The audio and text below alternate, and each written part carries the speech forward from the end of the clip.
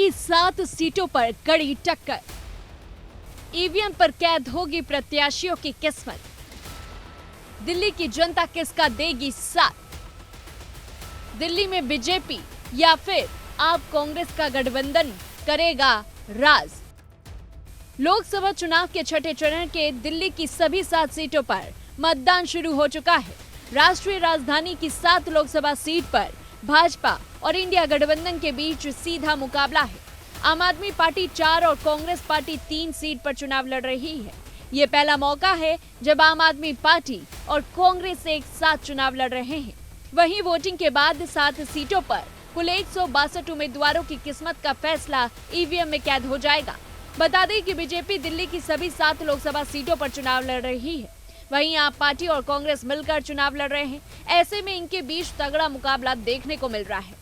चलिए ऐसे में जानते हैं दिल्ली की किस सीट पर किन के बीच कड़ा मुकाबला होगा। चांदनी चौक की अगर बात करें तो बीजेपी के प्रवीण खंडेलवाल और कांग्रेस के जेपी अग्रवाल मैदान में हैं।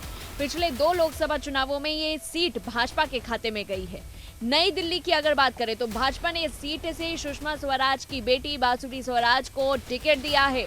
तो वहीं उनका मुकाबला आम आदमी पार्टी के सोमनाथ भारती से होगा। 2019 में यहां भाजपा ने जीत दर्ज कराई थी। पूर्वी दिल्ली की अगर बात की जाए तो पूर्वी दिल्ली से भाजपा के हर्ष मल्होत्रा और आम आदमी पार्टी के कुलदीप कुमार मैदान में हैं। 2019 में ये सीट भाजपा के खाते में गई थी। उत्तर पूर्वी दिल्ली की अगर बात की जाए तो इस सीट से मनोज तिवारी भाजपा से मैदान में हैं और उनका मुकाबला कांग्रेस प्रत्याशी कन्हैया कुमार के साथ एक कड़ा मुकाबला देखने को यहां पर मिल रहा है।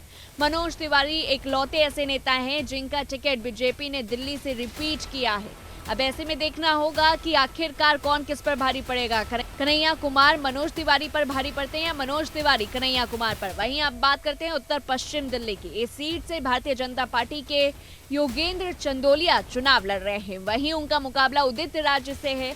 2014 में उदित राज ने इस सीट पर भाजपा से चुनाव लड़कर जीत दर्ज की थी। बात करें पश्चिमी दिल्ली की तो दिल्ली की सीट से कमलजीत शेरावत भाजपा से हैं और महाबल मिश्रा आप पार्टी से उम्मीदवार हैं। 2014 और 2019 में ये सीट जो थी बीजेपी के ही पास रही है। दक्षिण दिल्ली की बात की जाए तो इस सीट से भाजपा के रामवीर सिंह बिदूरी यानी कि रमेश बिदूरी के भाई यहां से इस पार्टी से खड़े हैं, भाजपा की पार्टी से, और सही राम पहलवान के बीच मुकाबला होने जा रहा है। वहीं पिछले 2 लोकसभा चुनावों से ये सीट जो है भाजपा के पास रही है। अब ऐसे में देखने वाली बात होगी कि जितना प्यार दिल्ली की जनता ने रमेश बिदूरी को दिया तो क्या उनके भाई रामवीर सिंह बिदूरी को दे पाएंगे या फिर नहीं, ये देखने वाली बात होगी।